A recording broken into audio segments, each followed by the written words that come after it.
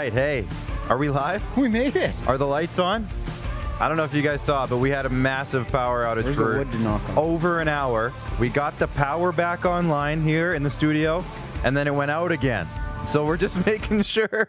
Are we okay? Can you see us? Can Clark, you do hear not us? Move around in your chair too much. Yeah, don't move. Nobody plug anything in. Nobody turn the vacuum on, which has happened before. If you wouldn't mind, everyone watching right now, give us a like, give us a share. Please. Blow up the comment section. We need to just make sure that we're The team at we're IKS live. here went through a lot to make sure this happened. If you wouldn't mind, make sure you guys do that. And if you could share, if you're in any groups or anything like that, share it into the group just to make sure we get this out there, because we just spent an hour and a half figuring out what we were going to do in case the power wasn't on. We have, you can't see it, but we have like a separate light setup that we were going to, we were going to go live on our phones. Like it was, we had a whole second plan. We were outside the pocket. We were scrambling. Everything's good though. We haven't even introduced ourselves. We are the SquadCast. Welcome, everybody. You are the squad, the fanalists. Welcome into the studio here. We're in the basement of the Rod Peterson Show, of course, here for the SquadCast. You can see the logo behind me. I see that Emery Wolf is tuning in. Zach Nelson's tuning in. Chad Isaac shared it. Thank you, Chad. We're going to be talking a little bit of everything tonight. Rod and Carrie Monroe, hey, Max and Clark, tuning in from just south of Craven while skidooing with Clark's mom. I don't think that's true. Well, I was just going to say, Mr. and Mrs. Monroe, very kind of you, but please be careful. Yeah. Don't skidoo and SquadCast. Don't. It's a dangerous combo. They teach thank you very much. They teach that in school. So, yeah, like, share, please. And like I said, blow up the comments. Robin Wildy's already putting the over-under on the show being over by 8:30. Thank you for the mercy follow on Twitter, Robin. Much appreciated. I think tonight we might be under just because we kind of want to make sure we get out of this show. Yeah. So we want to make sure we get a little in there, and then we're out of there. So buckle up, I guess. Buckle up, kids. Max, we got a big show here tonight, a ton to talk about. And, of course, we are brought to you by Rockstar Supply Chain Solutions, as says on my hoodie here. Beautiful hoodie, and there's the logo right there. Roxanne and Darnell, I don't even have my script open. Everything's a mess. Don't rack your brain figuring out how to get everything you need for your business. Let Roxanne and Darnell do it for you. Save the headache. Give them a call today. Rockstar.ca for more information. That is rockstar.ca. Max, can you again, blow up the comment section. Send in your comments. What do you guys want to talk about? There's tons to talk about tonight. Yeah. There it is. Ask us anything. That was a bad one because it's my left hand. There's a lot to talk about. There's like MLB news, basketball trades, NHL stuff going on. There's probably a game happening right now. NFL Try to keep playoffs. it concise as best we can, but we'll be out of here by 9:30. Send it all in. Let's get to it as we go on the show. Max, give me the breakdown. I'm going to do a few things here on Facebook just as we kind of get launched. All right. And we'll talk about everything that you guys want to talk about in just a minute. Fantastic, Max, go ahead. Clark. So welcome to this edition of the SquadCast, episode 16. Oh my, hockey is back in full swing. I'm so happy I could cry. Same. The Mets are back in the news for not good reasons at all. New owner Steve Cohen finds himself on the hunt for a new GM as the Mets have aspirations to be playing baseball this fall. Nice. There's double rhyme there. I got it. Nailed it. Baseball and fall. I had some time Good. today. You did. We had like an hour and a half with the power out. So Getting back to it. The NFL's divisional round is done, and we're on to the conference championships. What else is new? Tom Brady is back after beating Breeze quite soundly in the Bayou. Jim Lang pops by to talk gridiron and stuff. If Mahomes isn't back this weekend, the Chiefs may be in tough. that's an understatement. Yes. The beard has gone to Brooklyn, no doubt. Andrew Gottselig comes in to explain to us what that's all about. And that's still happening because we luckily are able to bring him in. Exactly. Virtually, however. Virtually. Anyways. Yes. It's a loaded edition, fanalists. We need you. Ready, set, all systems go. Could you be so kind to us tonight as to possibly give the show a share? Oh, you wrecked it all. They're not going to share it now. You wrecked all of it. 90% of the way through. You wrecked it. I'll get better. Thank you guys again for tuning in. I'm just doing a little bit of sharing here, but we're going to get into it. Our first topic of the night, and Max, maybe I'll let you run with this a little bit. Alrighty. There's a ton of stuff going on in the Major League Baseball. Let's start off with the Mets. Now, let's start with the positives. Yes. Because we weren't able to talk about it last episode. We could have, but it didn't win the vote. But this week, we're doing it. There was a Francisco Lindor and Carlos Carrasco trade. The Mets are loading up. They're looking really good. Yep. So let's talk about the positive, and then we'll kind of get into how they always seem to take 2 steps forward, 1 step way far back in terms of the Mets. But let's talk about it for a minute. Go ahead. Absolutely. Like so Francisco Lindor, Carlos Carrasco trade, you see it in their new uniforms up there. Man, I tell you what, if there was a place for Francisco Lindor to go, it was the Big Apple. And I think maybe not just to play baseball. I think everybody may have seen his interview where saying the most exciting thing that he was looking forward to was getting a slice of Big Apple pizza. So that's going to be really interesting to see how that dynamic unfolds. Obviously, it was a massive move. A lot of people, I guess the consensus is that the Mets got a bit of a discount here. It was kind of interesting to see. There was obviously some of Cleveland's top prospects Cleveland getting some top prospects back, but not quite to, I guess, the volume that people were expecting for somebody as, I guess, statuous as Francisco Lindor was to their franchise. Well, and Carrasco, too. And Carlos Carrasco. Don't discredit him. A lot of people, what I noticed about that trade is a lot of people are like, wow, Lindor, it's the Lindor trade. And they forget that Carlos Carrasco is a very, like I'm going to say number 3 Yeah, pitcher? he's a very above average starting pitcher in the league. Like I'm not going to say he's maybe the star. He had a couple really, really good years. Maybe he's not that level, but he's still on a bad team, he could be an ace. Oh, absolutely. On a decently good team like the Jays, he could easily be a 2-3. On a team like the Mets, he might get shoved in the 4 slot. Well, and we were talking about that, right? Their rotation is pretty nasty. You've got Jacob deGrom. He's pretty good. He's won a couple Cy Youngs. He's all right. Decent. And then you got Marcus Stroman. Jays fans remorse a little bit. It's okay. That's fine, though. I still miss him. Marco, I put those two in the same category. Like they Stroman and Carrasco? Exactly. They're kind of a 2-3 combo. I'd say you can plug and play either in whatever order you want to. Yeah. And then they've also got a guy who looks a little maybe mighty god of thunder, Thor, Noah Syndergaard. Again, Jays fans, let's take a moment. I'm sad about that. Yeah, it would have been nice to see what he would have done in blue and white. But either way, that rotation in New York is going to be gross in a good way. That trade, the R.A. Dickey trade, paid off a little bit, like very, very, very short term, but long term, it was not a good trade at all. Yeah, Noah Syndergaard and what was it, Travis d'Arnaud? Travis d'Arnaud, who's gone on to have success with Atlanta. No, he didn't have a ton. He wasn't great anywhere else, but he was serviceable. Yeah, he could play. I would say he's still not. He's still the worst part of that trade. Yeah. Out of the 3? Back in that time, correct me if I'm wrong, was JP Arancibia before his time in that trade, or was it kind of... That was before. That was... Okay, I was going to say, I thought that was the decision-making. Was it keep d'Arnaud and let him develop in the Jays system, or keep JP... Yeah, if anyone knows in the comments. So, I forget who our catcher was back in 2012. Apparently, I'm not that good a fan, but either way... It's going to be interesting. Let's go through a couple comments here because we did have a little slew of comments come in. Emery Wolf says, let's see if it pops up here for me. Is it popping up? There it is. It was probably Ryan's fault. Good thing Jordan fixed it. Ryan is our technical producer. He came in, and I'll say he saved the day. Got us all back up and running. Jordan was right there with them. So Jordan did fix it, but I'm not going to say it was Ryan's fault. That was Emery. Ryan was our Francisco Lindor tonight. He turned a couple double plays, kept us on time. Things were good to go. Let's see. Rod and Carey says, Clark, how about those Leafs, and what about Edmonton? Well, let's get into finish off the baseball news here first, and then we will talk because we have NHL on the schedule, right? It's on the docket. Just got to finish up a few things here. Jamie Anstey from Halifax, he says, on the way home from hockey practice, data bill will be sent to DuPont. Now, Jamie, we were talking about this. You mentioned you were at a hockey practice. Yeah. What hockey practice are you at? What league are you in, Jamie? Is Halifax playing hockey? Like, tell us about it, man. Send in a comment. What hockey practice are you at? Are you allowed to tell us? Are you going to get? I was going to say. Are you going to get in trouble? You're giving away some sensitive information. Don't get arrested on our behalf here. Chad Isaac says, my thoughts is, and now this is going to be a topic we're going to talk about with Jim Lang at length here coming up later in the show. Our good friend Jim Lang, who I believe is watching. So Jim, take notes.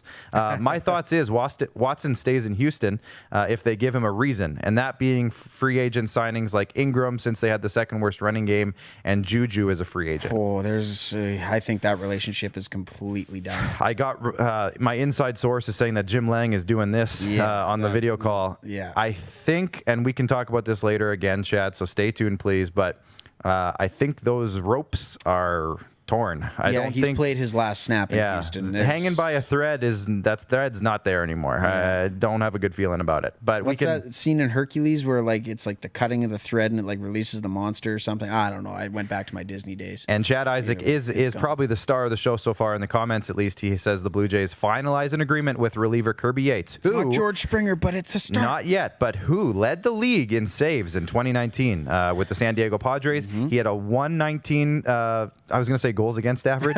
Not quite. ERA. Back. Yeah, ERA. I got hockey on the mind. ERA. He had a 40% strikeout rate. So 40% of the batters he faced, he struck them out. I like that. I like that better than $54 million for Liam Hendricks. I do. I really do. Do we know the terms of that deal? Yeah, I don't know. We haven't figured it out yet. Everybody who I've seen, Rosenthal, like those guys have all said that it's just being finalized. So whether it's a 1-year small money deal to kind of prove himself or maybe it's like a 2-3 year deal, who knows? Yeah. We'll find that out. But we do have some other baseball news that we don't want to talk about. We shouldn't have to talk about it. But everybody has been mentioning it's all over the news today. I saw it this morning when I got out of the gym. It broke really early, so it's been a whole day topic. Yeah. And that is that the Mets, they just made this big move, this positive addition to their team, and then they go out and this report comes out that their general manager at the time, Jared Porter, who they just hired like a month ago, Max, who came over from the Cubs, and I guess while he was with the Cubs, he had a less than desirable text message exchange. Well, I won't even call it an exchange. It wasn't an exchange. It was a one-way text message conversation with a female reporter. Was it an international reporter or something? I believe so. Yeah, it was a foreign correspondent for the Cubs at the time, I believe, from what I read. So I'm going to be a little frank here. So I know we're after hours. Matthew Barnaby swore a couple weeks ago on the show. I'm allowed to say some stuff. So this prick, frankly, decides to send 62 text messages to a female reporter without a response. And at the 62nd one, he's like, you know what will get her to answer me? I'm going to send a picture of my junk, and she'll love it. For some reason, he thought that was a good idea. The Mets made the absolute right decision to fire him as soon as they heard about this. And me and Max were talking about this. And Max, maybe I'll let you take over. But how did this guy get to this level if he thinks that's a good idea? How did he become a general manager in the major leagues, guys? Yeah, no, it's... What kind of intelligence level is this guy at where maybe he's an expert baseball scout, but he has personal skills like this? And he made the general manager of the Mets? What's going on there? I really don't know. And I mean, we could take this down a million different lanes. And at the end of the day, I can't even put it into words that how this woman must have felt. At the end of the day, it's completely unacceptable. And Steve Cohen, new owner of the Mets, I mean, again, there's no back patting going on when this situation comes in, but they handled it the only way that they should have by dismissing him. He had a 4-year contract. He was on the rise in his career, and frankly, he doesn't deserve a place in the game anymore. Yeah. So at the end of the day, if you're Jared Porter or whoever it may be in the game, it's kind of a message saying, hey, if you're going to act this way, if you're going to, I guess, again, you can't even put the words professionalism in it. It's lacking a lot of context here of what the proper words are to say. But for Jared Porter, see you later, man. You had a fantastic opportunity and you blew it. You just straight up blew it. And at the end of the day, let's hope that. Oh, now I think our microphones might still be on. So okay. We can still go. I'm going to assume that Jim Lang is probably no longer with us, or maybe he is still with us. Possibly. Okay, so Jim, just so you're aware, I'm assuming our cameras are black. We're going to keep talking because our power has been going in and out over the last, so I'm going to say, come hour. back on. So we might come back on. So if we can't come back on the way we want to, we are going to probably end this stream and start up a new one on our phones. And like we said earlier, we have backup ideas. We'll get creative. So Jim, hang tight. Don't leave yet. We might be okay here. I was wrapping up anyways. Either way, Jared Porter, see you later. Yeah. Steve Cohen, right decision. And again, just to wrap up on the Mets, like you said, Clark, two steps forward, one step back. They had the Now I'm seeing some lights. Sorry to cut you off, Max. Here we go. We might be somewhat back. These cameras are probably going to flip around. We'll see what happens. Yeah, there we go. They're Here we moving. go. Things are happening, things people. Things are moving. Things are grooving. And this is what we do. But the Carlos Beltran hiring last year, too, I guess that was what I really wanted to say off the top is who was in charge of the background checks for the Mets? Yeah. That's what I would like to understand is when you're a multi-million, if not billion-dollar organization, I think Steve Cohen purchased them for $2.4 billion, Yep. whatever it may be. At the end of the day, simply in the hiring process, somebody dropped the ball here. Yeah. And like you said, Jared Porter, I don't believe we'll be seeing his name anywhere near professional baseball anytime soon, and for good reason. Yeah, and one thing I don't know if there's any sort of slack due for the owner. Mm-hmm. He just got there. Yes. He might have been rushing the process to try to get a general manager in place. I don't want to make excuses. You've got Sandy Alderson there, who's been a president in this league for a long time, though. So again, where the blame needs to lie, I don't know. But at the end of the day, Steve Cohen made the right decision. Like I said, there's no pat on the backs going on for whatever happens here. Right. But at the end of the day, it's unfortunate that we're still having to talk about this. Yeah, it really that is. And so let's move on. Honestly, exactly. The Jays make a big signing Kirby Yates. We talked about that. What else did we have? DJ LeMahieu to the Yankees, and why Jays fans shouldn't worry. So I'm hoping you guys are sticking with us here. I don't know if we're back on cameras. Our TVs are off in the screen. It looks like we're back up. So thanks again for hanging out. Fantastic. If you guys watched, we've started up a Friday check-in where I'm here at the studio every Friday and I check in and just kind of go live, chat with the fans, see what they want to talk about, and head into the weekend talking about some sports news. And one of the things I mentioned was that Jays fans should not be worried about DJ LeMahieu signing with the Yankees. Of the 4 major free agents out there, LeMahieu being one of them, Springer, Bauer, and JT Realmuto, I've always said, and you've been watching because I know you guys have been hanging out with us, that of the 4 of them, LeMahieu is the worst fit for the Jays of the 4. Jays need pitching, Trevor Bauer. Yep. Jays need a center fielder, George Springer. Jays need a catcher, Realmuto. They have some guys who can play those middle infielder roles. They have guys who can play. Vladdy Guerrero can play third base. He's getting in great shape, by the way. Great shape. Great shape. I need to get on the Vladdy train and do that. Director Jordan asked us not to mention him when he came out on the set. Here he is. Deserves a good mention. However, so let's go on. We have to talk about the NHL because we have to get to Jim Lang, and we still have 2 topics left. Yes. NHL. Now, boys in the back, I have a picture of the standings. I don't know if we can get those up or if I'm going to be able to see them. But I think I had. There it is. Okay, so we do have it. We're good. Fantastic. This is the top 12 teams. Now, keep an eye on this and observe why I picked 12 teams, because we will have a feature coming up, hopefully, in the very near future that has to do something with a dozen. Yes. So I'm just teasing that. Yep. But we're obviously super early. Toronto looks like the only team in the top 4 to play 4 games so far. And they're doing good, by the way, sort of. The last game was really good against the Jets. Now, Vegas is undefeated. We were joking earlier that Dallas is undefeated. Yeah. They haven't played a game yet. At 0-0. Yeah, they are putting in work. They haven't lost a game. Washington 2-0-1. So you see a lot of these teams kind of do well. These are the top 12, like I said, in terms of points. Not all these teams, like a couple of these have played 2 games. So the Lightning are undefeated. They've looked very good. They're obviously 10 goals for, 3 against. So they're humming. And Kucherov, who's Kucherov? Yeah, they don't need him.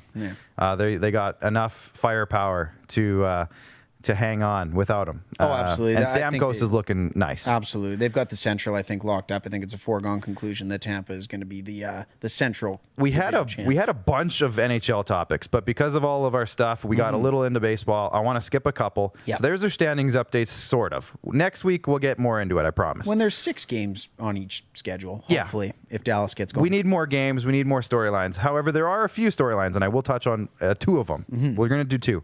Max, do you have the picture of the trade that happened today? I believe it was the Colorado Avalanche tweet. Great. Just before we went live, there was a trade made. There it is.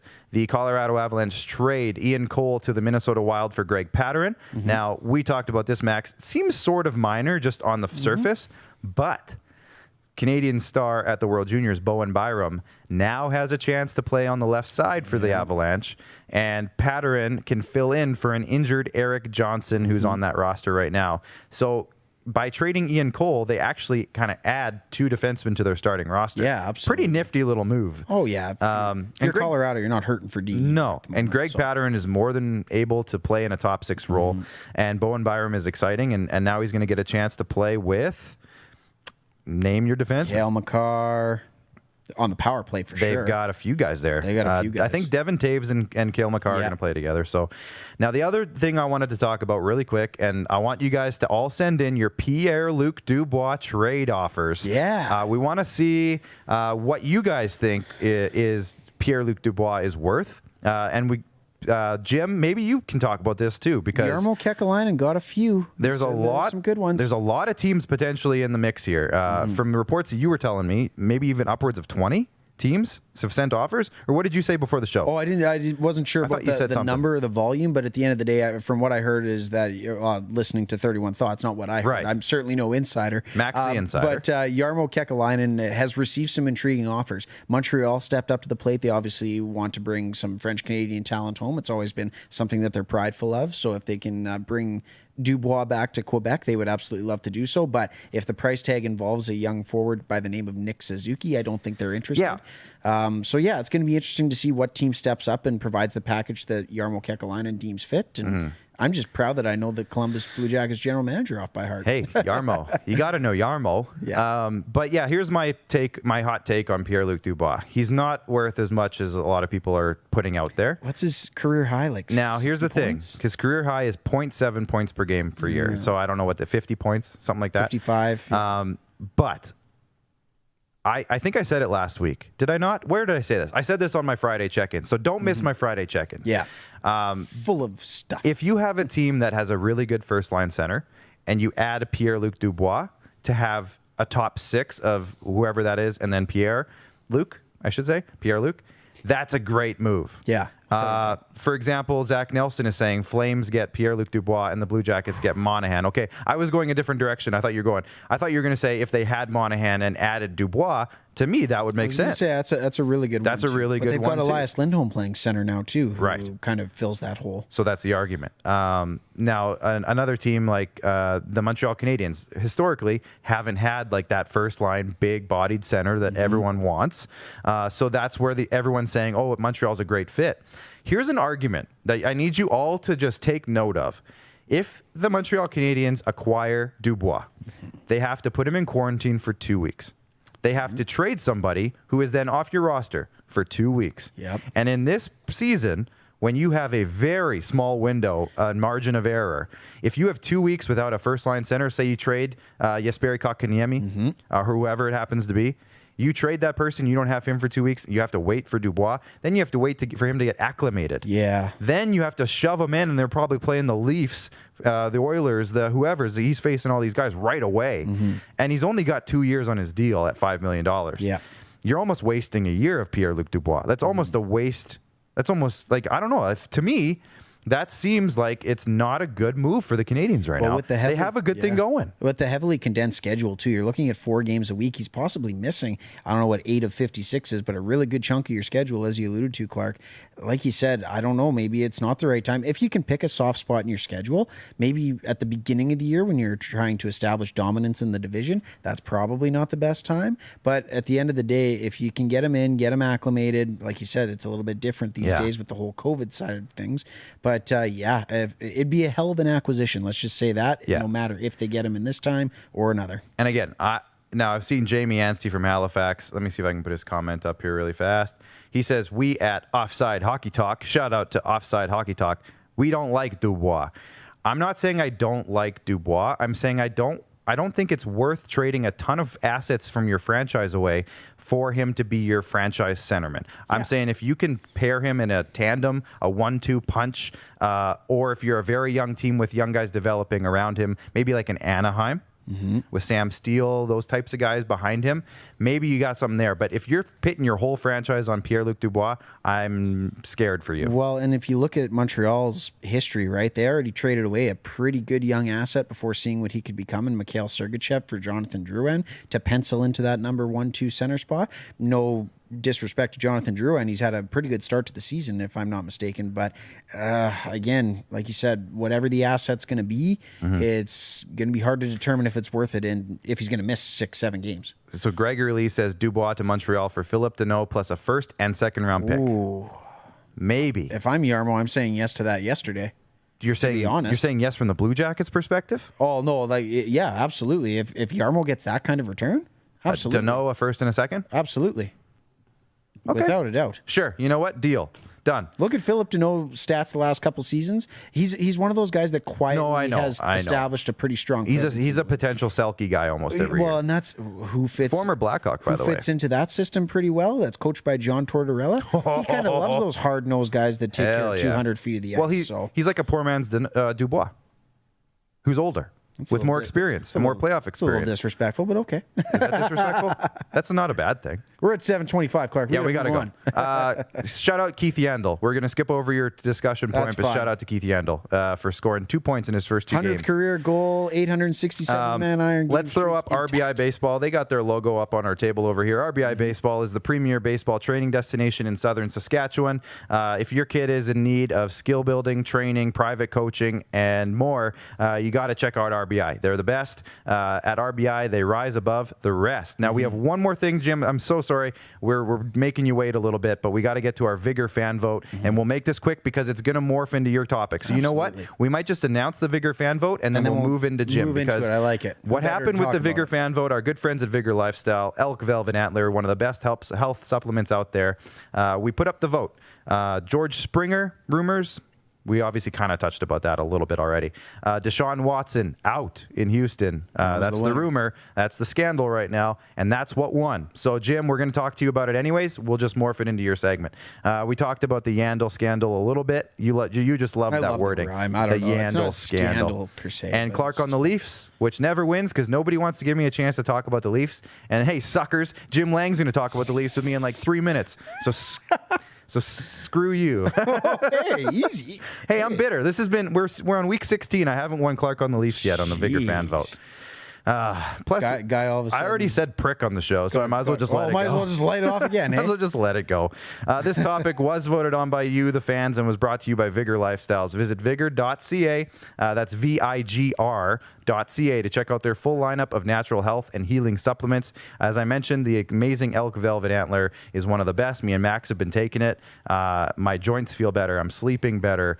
There's a ton of stuff going on with it. It works for you. It's I'm kind of speeding through the read here, but Elk Velvet Antler is an adaptogen, meaning it's designed by nature to work for you. It's got multiple benefits, and it figures out what your body needs and fixes it for you. I love it. How about that? You want to say prick one more time before the break, and then just did. Just blow our chances at a Disney sponsorship. Yeah, we've got demonetized. We're already off the monetization, so it's fine. Good. I love but it. again, vigor.ca and check out their whole lineup. We're going to take a break. We're coming back. We got NFL expert Jim Lang, best-selling author, by the way. Very excited to talk to Jim. Very excited. And we'll talk about Deshaun Watson. We'll talk about Tom Brady and Aaron Dell getting claimed off waivers. We'll see you after the break. Does this look familiar? Your fans deserve an incredible arena experience. It's time for an upgrade. Stunning graphics. Revenue opportunities are just the beginning with our in-venue display systems and scoring technology. Let us help you find the best solution for your facility. DDG, always delivering the best fan experience. Find us at ddgregina.com. Don't rack your brain trying to source the equipment and materials you need for your business.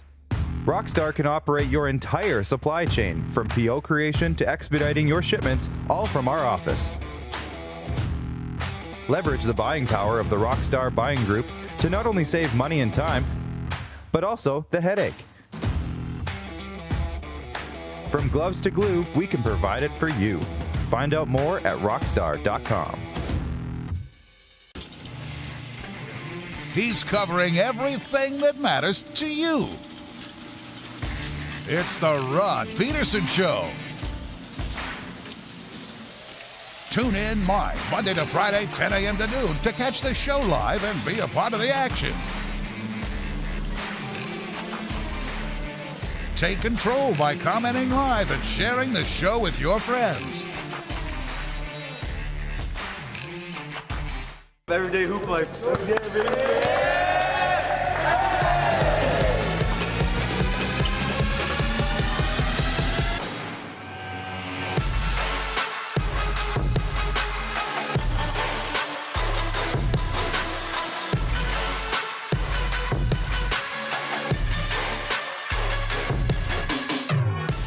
IKS Live. IKS Live. Western Canada's premier production services company. LED sign rentals. Video production. Event management. Look no further than IKS Live. Visit our website. IKS Live. Always the best seat in the house. IKS Live.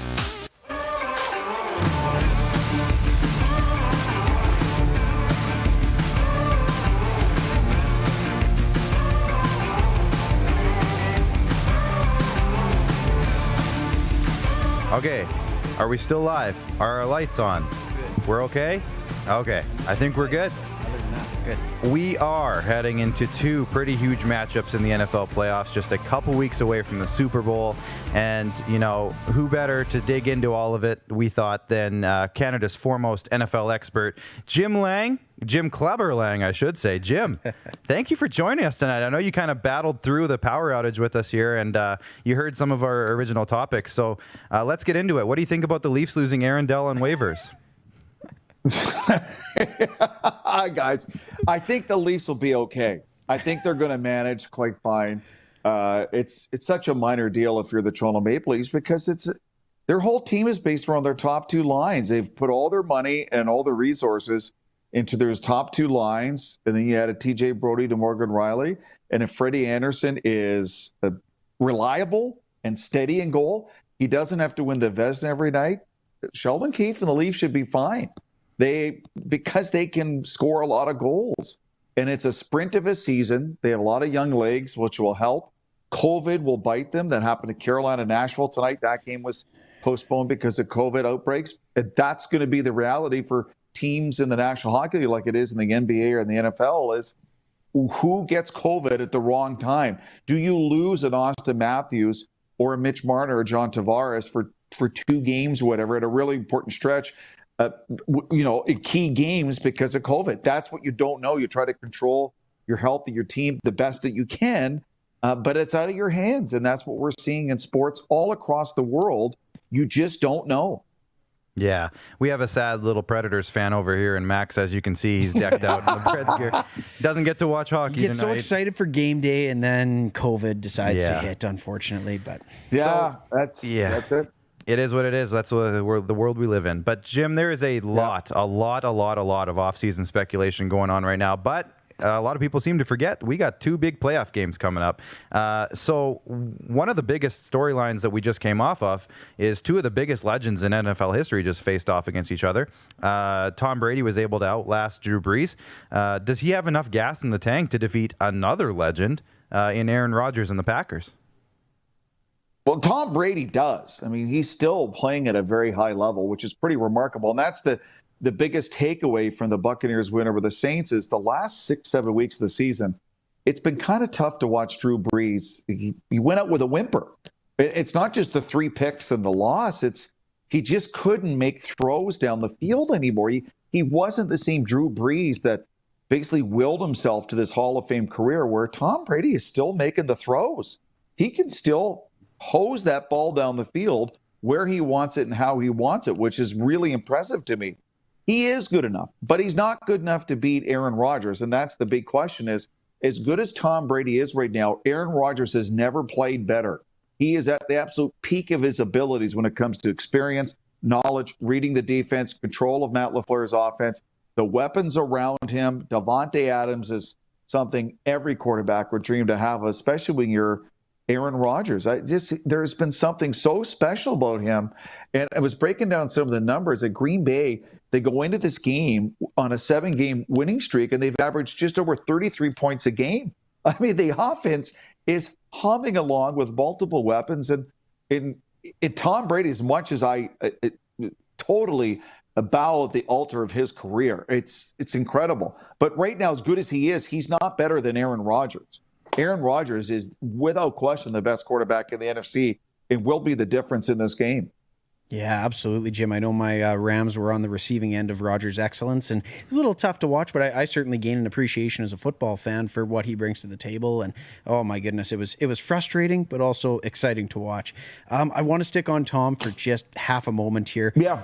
Like a fine wine, though, he just seems to, at 43 years old, he just keeps getting better with age somehow. I can't put my finger on it. I was hoping maybe you could. What is it about him that still allows him to kind of fulfill his sole purpose of winning big, important football games? Now, you have to go back to when he was drafted. He was a 6th-round draft pick out of Michigan, and he walked up to Robert Kraft and the ownership group at the time. They said, "This is the best decision you guys ever made, was drafting me." And they thought, well, that's nice, young man. And something I found out covering the AFC Championship game about 10 years ago, when the Patriots are on their undefeated season and they beat the Chargers before they ended up losing to the Giants. And I was in New England, and I was talking to a couple of the reporters, and in the New England facility, the practice facility, they have the coach's parking spot for Bill Belichick, and right next to it, they have the second best parking spot is for the winner of the off-season workout program. And whoever goes into the facility and works out the most and gets recorded, you gain points. And the winner of that gets the best, second best parking spot for the New England Patriots right next to Bill Belichick. Well, the first 7 years of his career, Tom Brady won that award. Since he's been a kid, he's always put the work in. It's not a real secret. And then as he's gotten older, he's realized, I need to change my workout. I need to change how I prepare my body. I need to change how I sleep, how I eat, what I eat. So what he's eaten in the first 5 years in his career and how he worked out changed from year 5 to 10 and 10 to. That's why he's still so good. Is he's never just said, well, this is how I do it. It's always worked. I'm going to keep doing it. No. He goes into every season. How do I be better? Is my footwork good enough? Still make the throws? Am I eating, sleeping? Am I doing everything as much as humanly possible to get myself ready to play every Sunday? And that's the biggest thing with Tom Brady, is this drive and this work ethic that is as intense now and as driven now as he was as a 6th-round pick, given no chance to make it out of Michigan. That's the biggest thing for Tom Brady.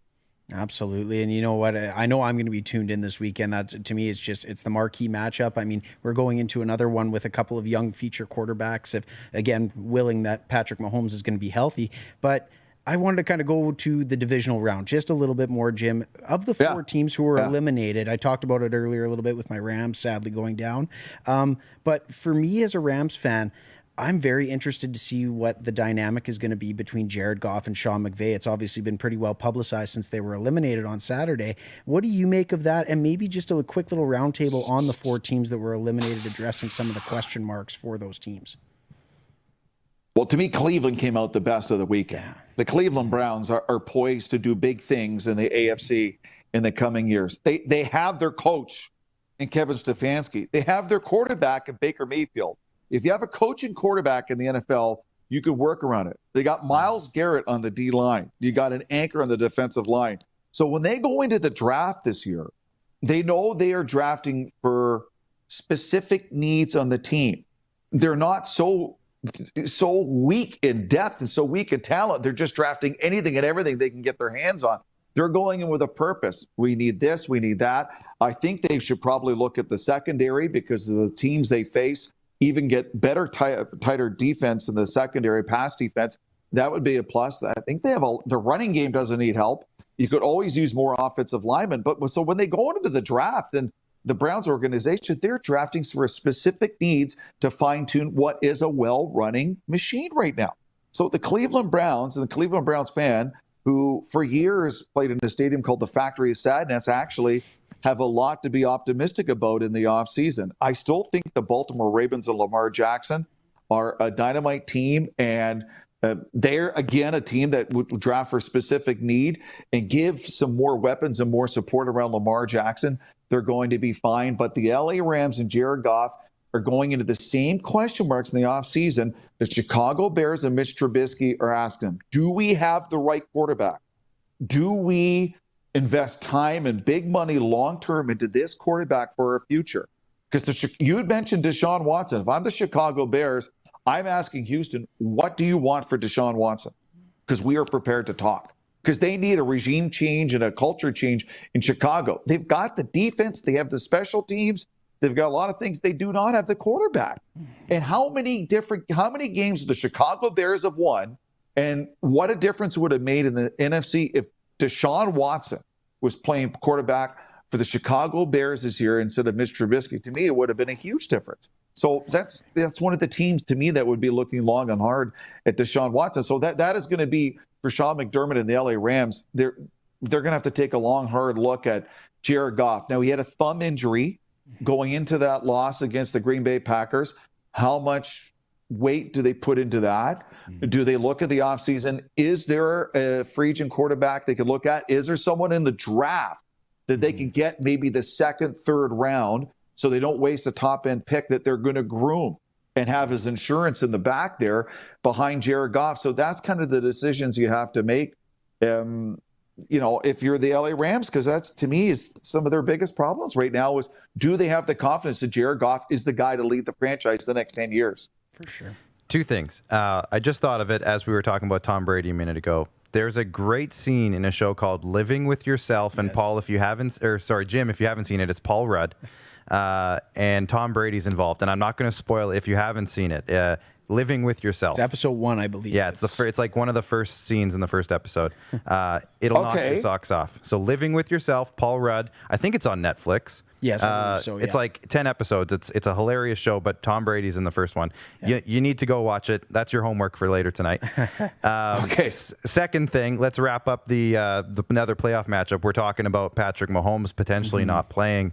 The Chiefs, the Bills. The Bills are on a magical run. It's so too bad that they don't have fans in the stands this year for those guys. But Bills, Chiefs, even if Mahomes plays, what do you think is going to happen? Well, if Mahomes plays, I still like the Chiefs to win a very, very close game because he's a difference maker. If he doesn't play, I'm not sure how they can beat the Buffalo Bills right now. Brandon Beane, their GM, and Sean McDermott, their coach, are a great example of what happens in pro sports if the coach and the GM are all on the same page. Too often we see stories that the coach will chirp to reporters that if only the GM had drafted this player or that player, we'd have a better team. And so, of course, that's going to create dissension. But Brandon Beane and Sean McDermott are in lockstep on how they wanted to build the Buffalo Bills. They identified Josh Allen as the quarterback. They gave him a small playbook to start, and then they got a little bit bigger, and then a little bit bigger, and they gave him more responsibility and more freedom with the offense. They got a very esteemed defensive coordinator, Leslie Frazier, and say, you run the defense and build it the way you want. We'll give you the weapons to do it. They talked about trust the process, that if it doesn't work today, it's okay because we're looking long term.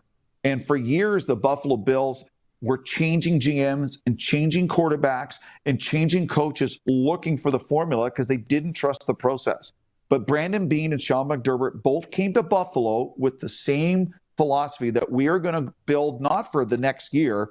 We want to build the next decade. We want a team that will compete at the top of the AFC and be one of the 2 or 3 teams remaining in the AFC every year in the postseason for years to come. They've got the quarterback for it. They've got a lot of weapons around them. Making this trade for Stephon Diggs was absolutely brilliant. I mean, there's got to be teams around the league going, why did we make a trade for Stephon Diggs? Look at the year he's had in Buffalo. And he is, what they call in the NFL a home run hitter. At any time, they can hit him with a pass and he could turn 20 to 80 in a moment's notice. You can trust him.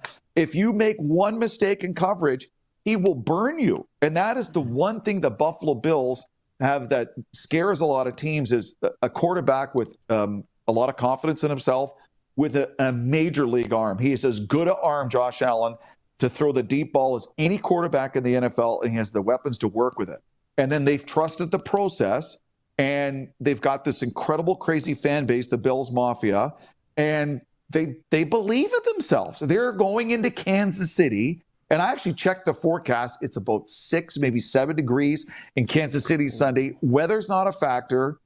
They don't have to worry about the typical 75,000 at Arrowhead Stadium. So while it's going to be loud, they'll still be able to get snap counts out there and change plays at the line of scrimmage.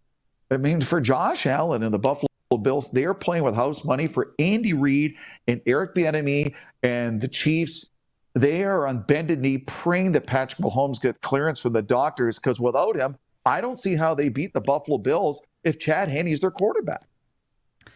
The Bills of old, my dad comments in. The Bills of old, they're building to what they used to be back in the day.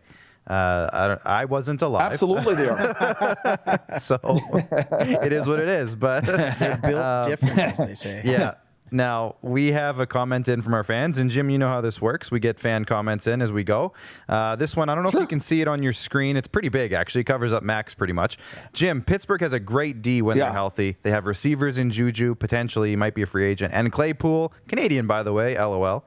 No run game, but they can protect the quarterback. Would Watson fit there? Steelers draft well, maybe could get a running back in the draft. What do you think? I've seen some photoshops of Deshaun Watson in a Steelers uniform. What do you think about the Steelers?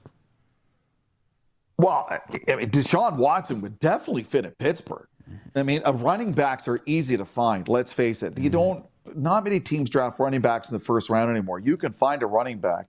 With Claypool and Juju, you've got great receivers to work with, and great dancers always had too, by the way. Defense.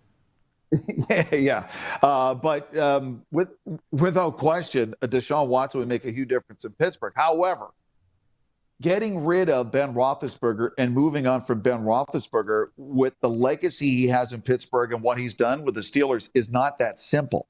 So then you'd have to have a major sit down with the ownership. This would go right up the food chain to the top of the ownership with the Steelers and saying, we feel we have to move on from Ben Roethlisberger. We feel we can get Deshaun Watson.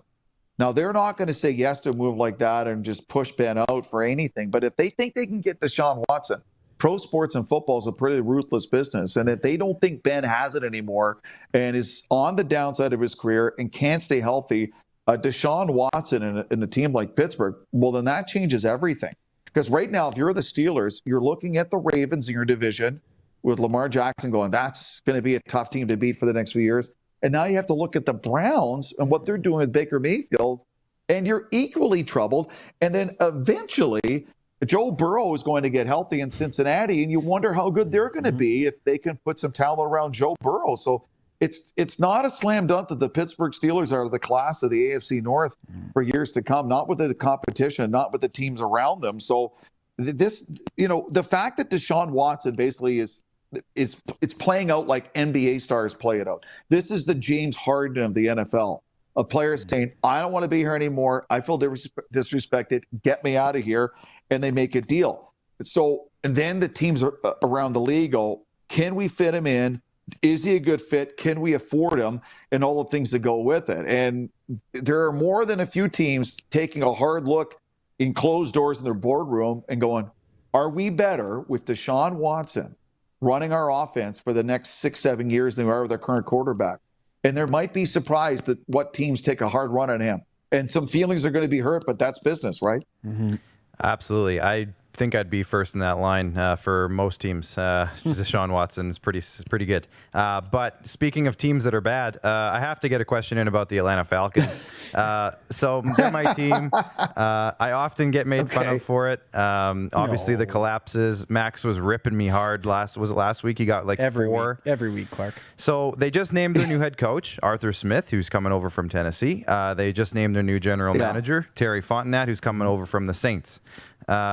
Both did pretty good jobs where they were. I'm not overly sure about Smith as a coach. I don't know much about him. I was grilling DuPont, who's a Titans fan, about it, and he was saying, he ran a pretty good offense. I don't know. A Nicolas Cage look to him. Yeah, right. I don't know how he's going to do as a head coach. So they have the 4th overall pick.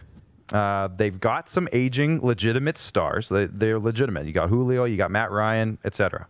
What do you think is going to shake down in Atlanta? Could we see a major shakeup for the Falcons this year? Well, Atlanta's problem is it's going to come back to defense. Look at all the games they lost early in the season because they couldn't hold a lead. It's demoralizing to a team, and it creates dissension within the locker room, within the offense, that you were out there putting up yards, putting up points, putting your team in a position to win a week after week. you can't hold the lead and you're blowing it. And it becomes the story around the NFL. The players text each other, send each other DMs going, what is going on with your team? You guys can't hold a lead?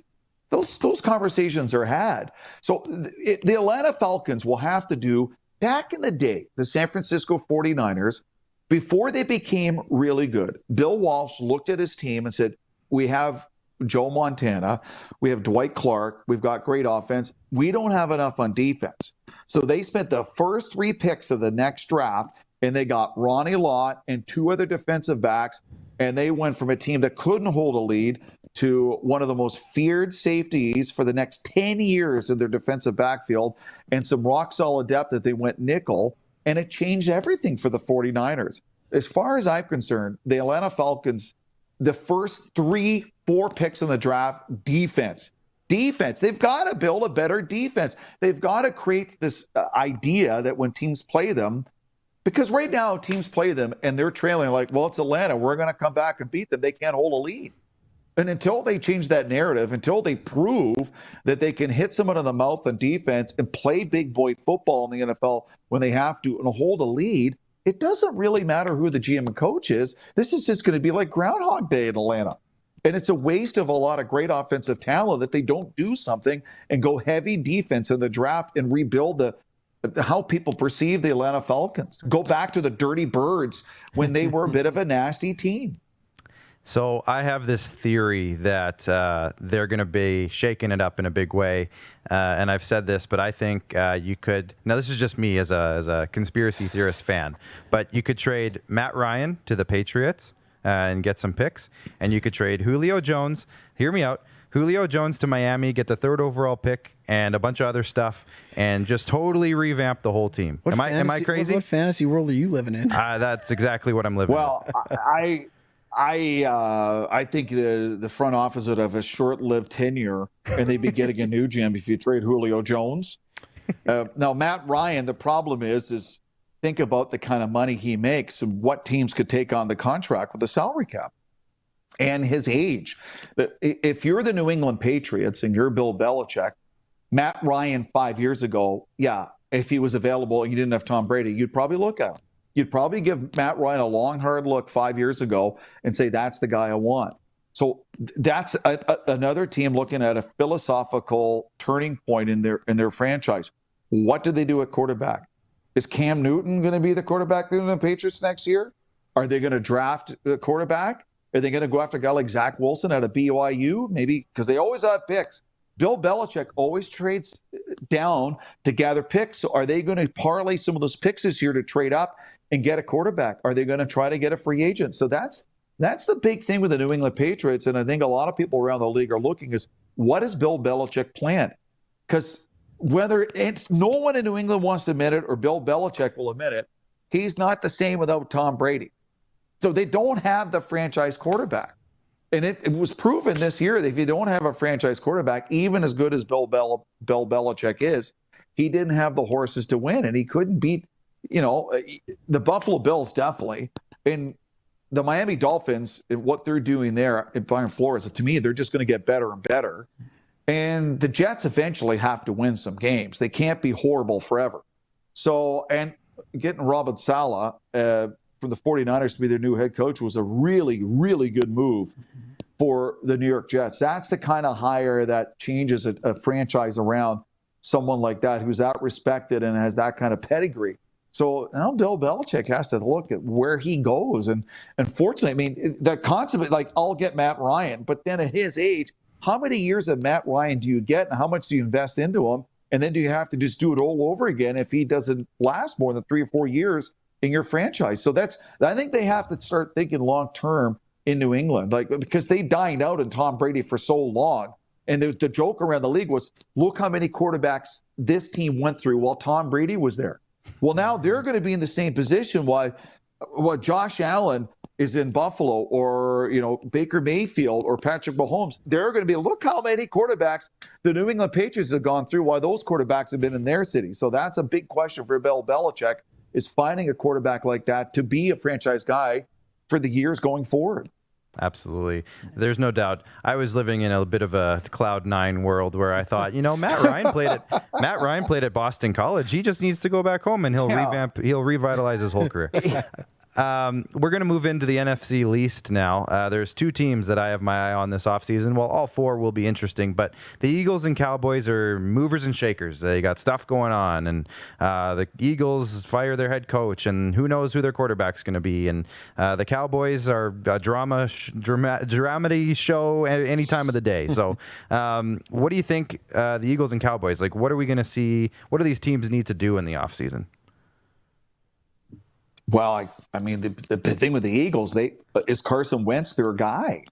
Are they basically saying we got rid of Doug Peterson, but we're handing the keys to the franchise to Carson Wentz and we're going to run with him? I don't know. That's a big question. As long as Jerry Jones is in Dallas, it's impossible to predict what the Cowboys are doing, because you have an owner who considers himself a GM and a top flight executive, and it's insulting to me if you think about the coaches and executives and GMs around the NFL who have spent a lifetime in the game to get to that position, and you have someone who's the owner and a multi-billionaire who also feels he can run the team and make decisions like that.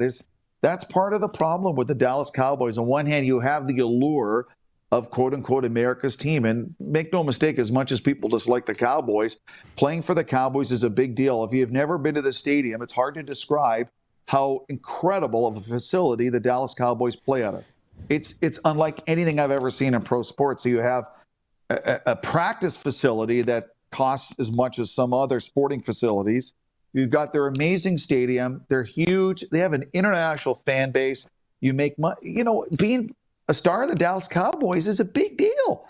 But are the Dallas Cowboys, the way they're constituted, the way they're put together, the way they're built under Jerry Jones, will it be successful? As far as I'm concerned, until Jerry Jones says, I'm just going to be the owner, I'm hiring this person to be the general manager, and they're going to do their job, and they can hire and fire and sign and trade anybody they want, and if all they have to talk to me about is money, that said, hey, I'm about to sign this player, and this is how much money they want, are you okay with that? Until he does that, the Dallas Cowboys can't really go forward.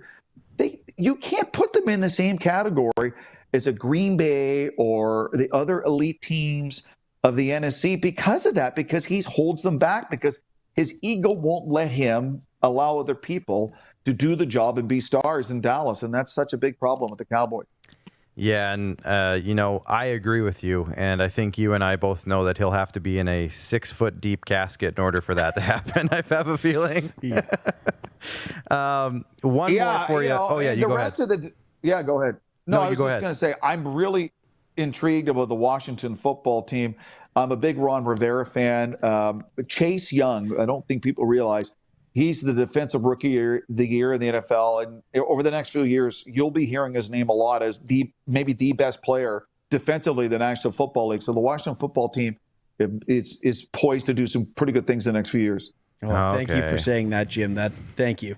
I'm notoriously not a fan of the Washington football team, but it's fine. It's fine. I like him too. Not a big deal. Last one for you, Jim, and then we'll let you go. Sure. Draft is coming up. We're a couple months away. Obviously, there's still lots that can happen, lots that will happen. 1, 2, 3. Who are you looking at in terms of your top prospects to watch out for? And obviously, Trevor Lawrence, Justin Fields, but maybe who else is up there? Trevor Lawrence to me is a slam dunk. I don't think Justin Fields is a slam dunk at number 2. And this is why.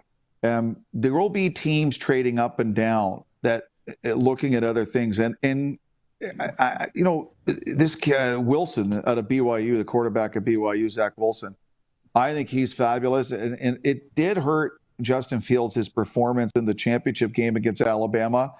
And Trevor Lawrence goes into the draft with this incredible reputation, incredible resume that, you don't have to worry about him. And I don't think there's any thought about whether or not he's going to be a star in the NFL. Justin Fields is a great athlete, and I'm not sure. As far as number 2 and 3, to me, that's very much in doubt, because I'm not sure the teams with the current pick are going to keep their pick, or whether or not they're going to parlay that into other things. The only thing I'm sure about is Trevor Lawrence at number 1, and after that, to me, it's a bit of a crapshoot this year. Absolutely. Yeah. So if you've listened to Jim, though, Clark, he's saying that they should not pick Devonta Smith at 4. Just The letting you know, Falcons? the Falcons should not Well, pick when they Devonta trade Julio Jones for 3 and a bunch of other stuff, they'll pick Devonta Smith, Well- and then they'll revamp their whole receiving core. See, the problem for Atlanta is they needed a Chase Young in the draft this year. Now, that's the kind of player that they need. Yeah. They needed an Aaron Donald in the draft. That's Yeah. until they get an Aaron Donald or a Chase Young or a Jalen Ramsey or a game-changing defensive player that is other teams have to game plan for because they're that good. You can't change Atlanta. They need someone like that to build a defense around like that. Maybe there's someone like that in the draft that I'm not aware of yet, but I don't know. They've been looking got for a problems. game-changing defensive player since Dwight Freeney left. Hey, the Rams got Aaron It's been a Donald. while. The Rams got Aaron Donald at 13, so you never know. There's somebody out there. There you go. Jim? Absolutely. Oh, sorry. Yeah, absolutely. One really fast last one. Do the Bengals keep A.J. Green Sure. or do they let him go? From Chad Isaac. I would hang on to him. Joe Burrow is going to get healthy. You need to give him weapons until you think Burrow's at a point where he can make other people better. You need other people around him to make him better. He needs players with experience that he can rely on, and the offensive coaches can rely on and trust that will do the things they want in their passing tree. Especially Joe Burrow coming off that injury. He's committed to he's an Ohio kid, committed to the Bengals long term. So no, I think you keep him. So we got my dad saying Jim Lang is the man. Katie Fleury says, tell him how it is, Jim. And Chad Isaac, he's just blowing up our comments tonight. He says, Mac Jones before Fields. I think Fields will be lucky to be in the first round. Whoa, Chad. That's a hot Mac take. Jones, after the year he's had, I tell you what, Mac Jones is going to have a lot of people looking at him. And when the problem is, it's the Alabama syndrome. Alabama, because they win so much, people have sometimes a skewed view on these players from Alabama. Now, Devonta Smith, it doesn't matter. He can be from any school. But I don't know. This is why they have the combine. This is why they have private workouts. This is why they have scouts. This is why they have like a dozen people in their war room on draft day getting into screaming matches over who to draft because it's a pretty intense thing. And again, you can't discount the fact that certain teams, even though they might have the 3rd, 5th, 6th pick overall, would trade down because they're like, we don't need any of these players rated high. We need a right tackle to protect our quarterback. We can get him at 15th, get an extra 2nd-round pick, and we're better for it. And that's why you see so many trades going up and down the draft on draft day. Well, Jim, we are going to bring you back before the draft, and we'll do this all over again. We'll talk about all the offseason stuff. Stay well, my friend, and we will be chatting soon. Thanks for the time, Jim. Beauty. Thanks, boys. The audio was crisp, by the way. Really loved it, Jim. That was good. That was a good setup. Audio, video, real nice. Of course, that video guest was brought to you by IKS Media. IKS Media is one of the premier destinations, not one of, the premier. Premier I shouldn't say one of. Get that right. For event planning, live broadcasts, and entertainment, video screens, so much more. IKSmedia.ca today. We are going to be coming back after the after the draft, after the break. We got Andrew Gottselig queued up. He's been waiting a while, and I can sense his bubbling angst. He wants to get on the screen. There were some things that happened in the association that need to be talked about. Yeah, so I it's can gonna be feel. interesting. I'm excited to talk to Andrew. I can feel the anxious vibes coming from Andrew. He wants to talk about the Raptors. He wants to talk about James Harden and a whole lot more. So stay tuned. We'll be right back. Does this